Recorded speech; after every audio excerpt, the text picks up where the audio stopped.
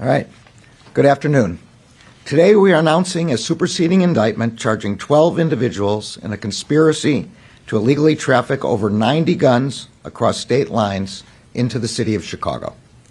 This case is an example of the collaborative approach the Justice Department is taking to protect our communities from violent crime and from the illegal gun trafficking that often drives it. This approach requires cooperation across all levels of government, federal, state, and local. And this case reflects that cooperation in the best possible way. On March 26 of last year, a mass shooting in my hometown of Chicago left 7 people wounded, and 1 person dead. Several of the guns that the Chicago Police Department recovered at the crime scene were traced by our experts at ATF's National Tracing Center. ATF found that 5 of the recovered guns were recently purchased from federally licensed firearms dealers located hundreds of miles away. Further investigation by our agents and law enforcement partners uncovered an alleged gun trafficking conspiracy involving over 90 guns and 12 defendants. Many of these guns have been linked to shootings in the Chicago area in which multiple people have been injured and several killed. In July 2021, a grand jury charged 3 enlisted members of the United States Army stationed at the Fort Campbell military installation in Clarksville, Tennessee, with crimes stemming from the purchase and transfer of dozens of firearms to the streets of Chicago. The superseding indictment that we are announcing today charges 9 additional defendants in the conspiracies and other substantive offenses. The indictment alleges that the new defendants are members of the Gangster Disciple street gang in Chicago. They are alleged to have conspired to purchase and deliver over 90 firearms to the Chicago area to facilitate ongoing violent disputes between the Gangster Disciples from Pockettown and rival gangs. In a moment, my colleagues will discuss the details of the case more specifically. The Justice Department recognizes that fighting violent crime requires approaches tailored to the needs of individual communities. But gun violence can be a problem that is too big for any one community, any one city, or any one agency to solve. That is why our approach to disrupting gun violence and keeping guns out of the hands of criminals rests on the kind of coordination that you see here today. That is why last year we established 5 cross-jurisdictional strike forces to disrupt the pipelines that flood our communities with illegal guns. These strike forces are designed to foster sustained coordination among federal, state, and local law enforcement partners across jurisdictions. They are set up to disrupt the entirety of illegal gun trafficking networks, from the jurisdictions where guns are purchased to the places where they are used to commit violent crimes. But our efforts are not limited to strike forces. As we made clear in our guidance to all federal prosecutors and law enforcement agents last May, criminal gun traffickers who provide weapons to violent offenders are an enforcement priority across the nation. I also want to note that we can do even more to hold criminal gun traffickers accountable and to get more illegal guns off the streets if we have more resources. We need resources to trace the guns our state and local partners recover from crime scenes. We need resources to bring to justice those who perpetrate gun crimes. And we need resources to disrupt the criminal gun trafficking networks that fuel violent crime. That is why we have asked for, and the President's FY23 budget has requested, a substantial increase in funding for the Justice Department's anti-violent crime efforts. Gun deaths in our country occur at a staggering pace. Every day, on average, about 100 Americans are killed and hundreds more are wounded. And those numbers do not even begin to capture the number of families who are affected and the number of communities that are terrorized. If we are going to put an end to the enduring tragedy of gun violence, we are going to need more resources to do it. In closing, I want to thank the federal agents, prosecutors, and personnel who worked on this case. That includes members of the ATF, the U.S. Army Criminal Investigation Division, the Internal Revenue Service CI, the U.S. Attorney's offices for the Middle District of Tennessee and the Northern District of Illinois. I also want to thank our invaluable local partners at the Chicago Police Department, the Clarksville Police Department, and the Davenport Police Department. I want to make one point abundantly clear. The Justice Department will spare no resources to hold accountable criminal gun traffickers. There is no hiding place for those who flood our communities with illegal guns. It does not matter where you are or how far away you are. If you illegally traffic guns, we and our law enforcement partners nationwide will find you. And I'm going to turn it over to the United States Attorney for the Middle District of Tennessee.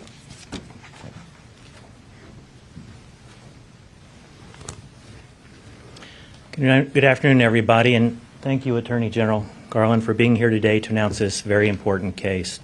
My name is Mark Wildison. I'm the United States Attorney for the Middle District of Tennessee. I must tell you that I'm awestruck by the efforts of the agencies represented here today and the emerging scientific methods being used by ATF to examine shell casings and to trace them from their point of origin through violent criminal acts and mass shootings to the actual shooters. The technology being employed by ATF should send shockwaves through violent criminal organizations, people who buy, sell, and use illegal firearms in their criminal activity. I think we'll all have an opportunity after the press conference today to have an example of some of this amazing technology that ATF utilizes. We're here today to announce, to make an announcement related to a long-running investigation out of my district, Middle District of Tennessee, and the resulting multi-agency enforcement action that occurred this week in the Northern District of Illinois relating to violent crime. Last May, my office charged 3 U.S. Army soldiers stationed in Fort Campbell, Kentucky, with crimes related to the illegal purchase of dozens of guns and selling and transporting those guns to the streets of Chicago. Many of those firearms were found by the Chicago Police Department officers, including at the scene of a mass shooting on March 26th of last year. The firearms were traced by ATF to their point of origin. They were sold by federally licensed firearms dealers in Clarksville, Tennessee, and southern Kentucky. Since that time, ATF Nashville, in conjunction with ATF Chicago and its other offices, with the invaluable assistance of some of the agencies represented here today, IRS Criminal Investigation, Army Criminal Investigation Division, U.S. Chicago Police Department, and the Clarksville Police Department. Monday of this week, a federal grand jury sitting in Nashville returned a 21-count superseding indictment against 12 individuals, including the 3 soldiers who were charged last year. The charges related to conspiracy to traffic illegal guns and other crimes. On Wednesday, these law enforcement agencies, led again by ATF Nashville, initiated a highly coordinated operation aimed at arresting these defendants. Of the 9 new defendants charged this week, I'm pleased to say that 6 currently are in custody as of this time. The indictment alleges that between December of 2020 and April 2021, over 90 guns were illegally purchased in Tennessee and Kentucky and sold or otherwise transferred to the Pocket Town Gangster Disciple street gang in Chicago. The indictment describes in detail the conspiracies engaged in by these defendants, the methods they used, the networks they used to transfer the arms and money and deliver them into the hands of the gang members. I don't have to remind anybody here about the vast increase in violent crime over the last couple of years, specifically gun crime, that has affected every major city in the United States.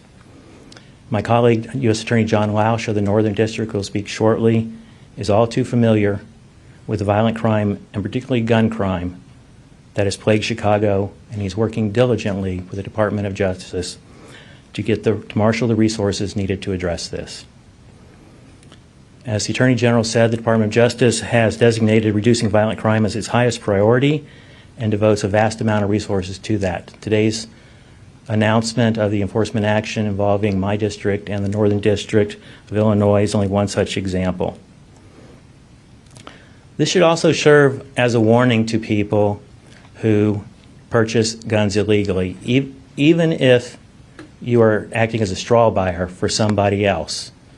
You should expect enforcement action by my office, by another United States Attorney's office, by the ATF, and our local, state, and federal partners around the country. Bottom line, if you illegally purchase a gun, the Department of Justice will be there. Finally, I'd like to express my deep appreciation for the law enforcement agencies and prosecutors here today and those who could not be with us today, including Assistant United States Attorneys Katie Reisinger and Josh Kurtzman from my office, who've been up in Chicago this week working on this case.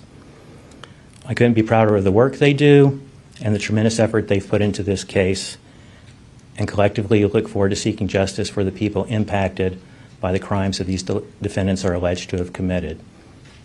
I'd now like to turn over the podium to Nashville ATF Special Agent in Charge, Mickey French. Thank you.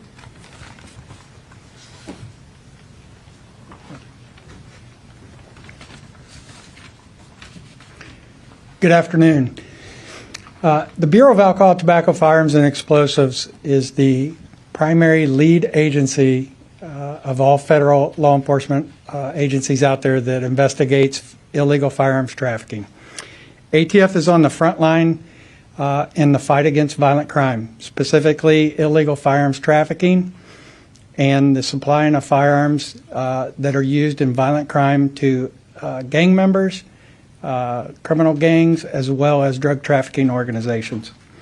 In the past 4 years, ATF has seen an increase of over 30% in illegal firearms trafficking investigations nationwide. This illegal firearms trafficking is what is fueling the violent crime in the cities that we live and work in every day. And quite frankly, it presents a grave threat to our public safety when we're out in our communities. ATF's highest priority is reducing violent crime. Operation Pocket Sweep shows that ATF, along with our state, local, and federal partners, have the ability to collaborate and utilize all of our resources to not only disrupt but dismantle this firearms trafficking organization. The arrest in April of 21, as well as the arrests that were made this past week, are, as mentioned, are a result of a 21-count indictment charging 12 individuals with federal firearms and money laundering violations. From December of 20 until April of 21, Adams, Brunson, Miller, who are the 3 enlisted soldiers in Tennessee, trafficked over 90 firearms to the Gangster Disciples street gang in Chicago. Many of those firearms were needlessly used in violent crime acts in the streets of Chicago. The cornerstone of ATF's Operation Pocket Sweep utilized a crime gun intelligence approach. We analyzed and utilized crime gun trace data to identify these 3 enlisted soldiers, which was the start of this particular investigation. ATF additionally leveraged technology by utilizing the National Integrated Ballistic Information Network, or NIBIN. NIBIN is the only national network that allows the capture and comparison of ballistic evidence that is used to not only solve crime but also prevent violent crime in our cities. And it's, quite frankly, is vital to any crime reduction strategy in our cities and states. Over 30 firearms have been recovered in this investigation, all of which have been entered into NIBIN, and they have produced actual intelligence leading to the linking of multiple shootings in Chicago and the Northern District of Illinois. Illegal firearms trafficking is not a victimless crime, as we have seen with the shootings that we've talked about. ATF will continue to use all of our resources. We're going to strategically target and identify individuals that are trafficking firearms, that are sources of supply of guns used by criminal gangs and drug trafficking organizations in the streets, that are wreaking havoc with some of the violence that's going on that we read about every day in our news. ATF doesn't do these kind of cases, and I don't do these kind of cases because we have a badge. We do them because we want to serve and protect all the citizens across the nation and reduce violent crime to the best of our ability. And we collaborate and work with our state, local, and federal partners every day, and we will continue to do so. Thank you. I'll turn it over to the U.S. Attorney, Northern District of Illinois, Mr. Lausch. Good afternoon. Thank you, Special Agent in Charge French. I'd first like to commend and to thank my colleagues at the U.S. Attorney's Office in the middle of District of Tennessee, led by U.S. Attorney Wilderson, for their outstanding work in seeking to bring to justice those individuals charged with illegally supplying firearms to gang members in Chicago, and also to those Chicago gangsters, hypo gang members who are accused of obtaining those guns to further their criminal endeavors. Cases like this have a tremendous impact, not only on the defendants who are charged, but on gang members in Chicago and across the country.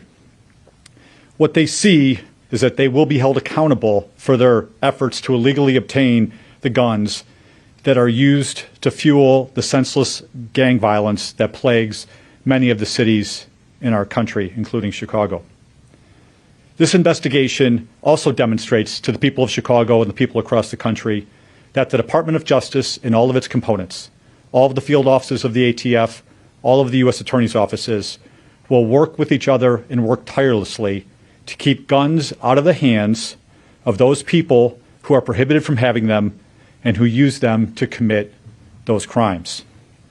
Finally, I'd like to give a special thanks not only to our law enforcement partners who you've heard about already, the federal partners, ATF, IRS Criminal Investigations, the United States Army Criminal Investigation Division, but also to our local partners across the country, including in Tennessee and Kentucky, and in particular, in my case, the Chicago Police Department. The Chicago Police Department recently established specialized gun investigation teams that are staffed with dozens of officers who work hand in hand with ATF in order to eradicate the illegal trafficking of firearms into the city of Chicago. We are very proud to call them our partners, and we look forward to continuing our important work together. And with that, I'd like to turn it over to the Special Agent in charge of the Chicago Field Division of ATF, Kristen DeTinio. Good afternoon. Thank you, U.S. Attorney Lausch. Investigation of illegal firearms trafficking is most effective when law enforcement entities and prosecutors work together. The success of this investigation is due to strong and effective partnerships, not only locally in Chicago, but nationwide. Strategy to impact violent crime in our communities must be comprehensive. This investigation is a prime example of leveraging technology and partnerships to do just that. The officers and agents of each agency you see here today work tirelessly to identify and disrupt the illegal trafficking scheme that resulted in the diversion of firearms in Tennessee. When firearms enter the illegal marketplace through means such as straw purchasing, unlicensed dealing, and illegal transfers, the result is too often needless violence.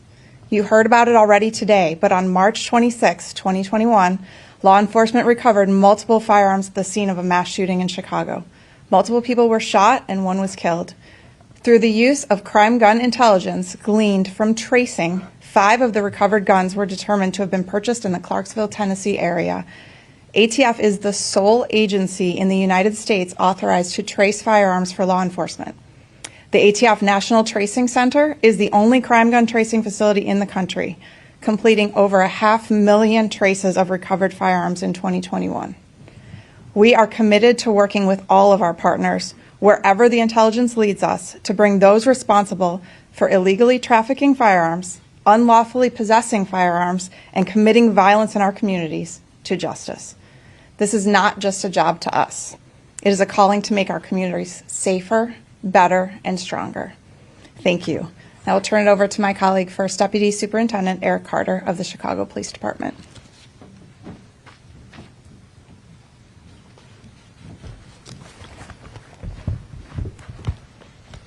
Good afternoon. Thank you.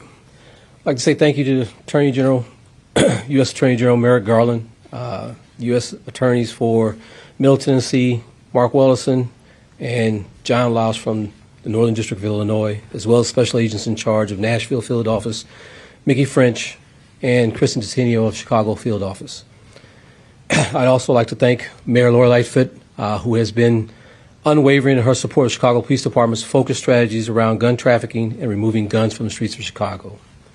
As you know, the shooting that occurred March 26th of 2021 in Chicago, that was thought to be a gang dispute, turned out to uncover an interstate gun trafficking operation. This operation and investigation followed, and it speaks to the power of local and federal law enforcement collaboration across multi-jurisdictions to investigate and prosecute gun trafficking. It is a proof that working together, we can make a difference. In Chicago, this operation has direct ties to some of our most pressing public safety concerns, which revolve around guns and gangs. What this demonstrates is how the fight to stop gun trafficking and decrease violence is a national issue. While the work of fighting guns and gangs is important, it is only a piece of the larger collaborative effort that we must maintain. The Chicago Police Department remains committed to seeing this work through. Our Gang Investigations Division and Gun Investigations teams do vital work on the ground every day. Our officers on patrol, working a beat, are building relationships with residents and growing community trust. So far this year, Chicago police officers have recovered over 2,500 guns. Every gun taken off the streets is a potential deadly encounter, and it's also a potential life saved. Our officers are helping to hold offenders accountable and make Chicago safer. They are often working side by side with county, state, and federal agencies, combining resources for more impactful investigations such as this. Officers across the country risk their lives every day in service to every community. The safety of every city today will reflect the safety of our country tomorrow, and that remains a call to action. Again, on behalf of the Chicago Police Department, I thank everyone here with me today from law enforcement and our partners across the country, and look forward to continuing our work together, protecting our communities. I'll turn it back over to U.S. Attorney General Merrick Garland. Well, sure. Attorney General Garland, thanks for taking my question. Just first, you were talking about additional resources. I know the president announcing that he wanted to, or requesting rather, an additional $1.7 billion in his budget. What specifically does the DOJ want to see expanded? Could we see more of these tracing units that were used in this particular case? And also, what is your response to some community leaders that are concerned about adding more resources when it comes to law enforcement in their communities? Yeah, so there's a long laundry list, actually, as you can imagine. Having more ATF agents is very high on our list. Having more assistant U.S. attorneys, very high on our list. Same is true for all of our other law enforcement agencies, FBI, DEA, U.S. Marshals. All of these are necessary because it's really an integrated whole. Similarly, we could use more grant money to give to cities like Chicago for purposes of helping us with the task forces that are the most important way in which we solve these crimes. Everything has to be done on a state, local, federal level. People on the street, the cops on the beat, they know more about the origins of the crime in the local community than we could possibly know. So it's an all-of-country, really, effort, and it requires resources at all levels. Attorney General, the department in the announcement of the budget in recent days talked about adding about, I think, over 100 ATF agents. One of the things that that appears to do is obviously keep pace with the number of retirements from that agency. It doesn't look like it really adds any more bodies. So I'm wondering, how do you expect to be able to make a dent against this violence if you're you're barely keeping pace with the retirements from that agency? And then secondly, if you could take an off-topic question, Federal Judge David O. Carter had a ruling in recent days in which he said that the former president most likely committed crimes. Have you read that ruling, and does it make a difference in the work that the Justice Department is doing? So to take your off-topic question first, we follow the facts and the law wherever they lead. And that's all I can say about the investigation. It's our longstanding norm to not comment on ongoing investigations. The best way to undermine an investigation is to say things out of court about how they're going. So I'm going to leave that one aside. Did you read the ruling? I've read reports in CNN on the ruling.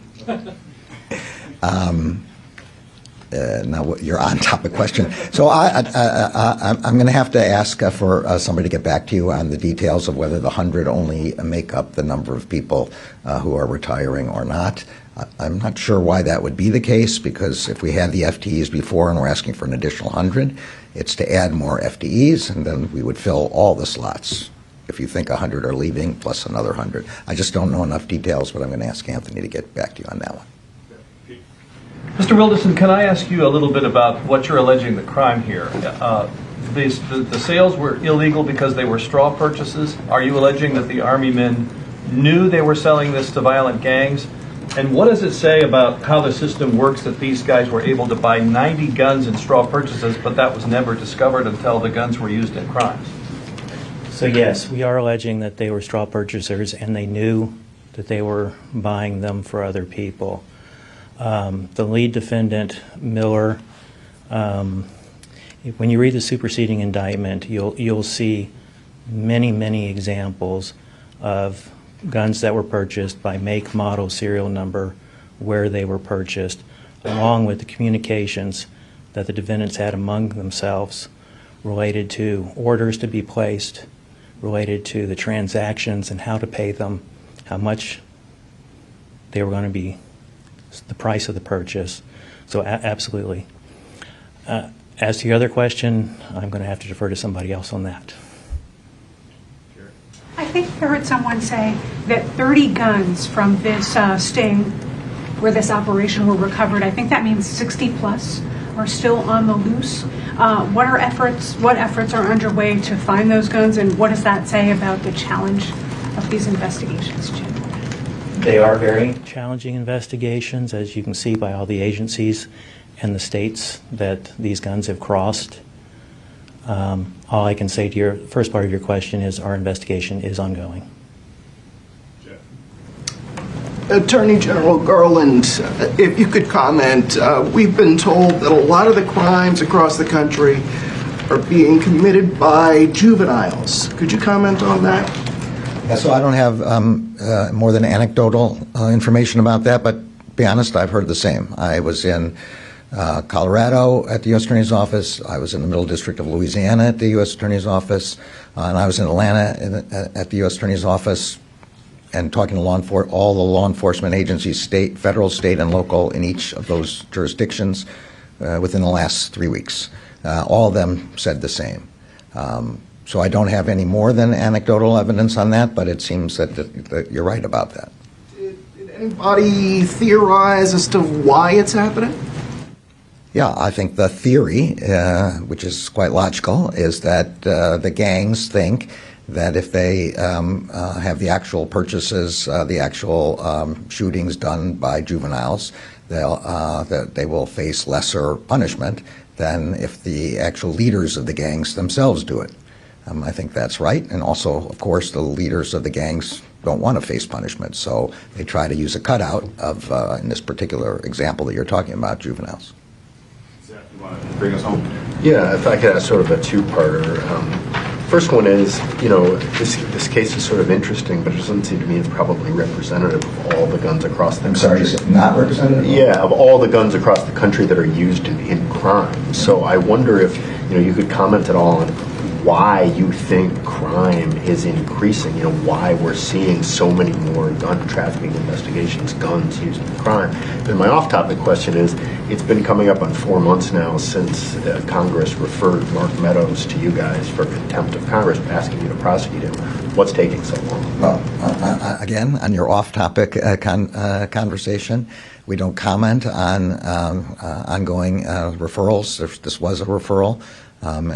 So we're not able to comment on that. On the on-topic, there are a lot of theories about what's caused the rise in crime, and I think we're just too close to the event, just like questions about earlier spikes in crime.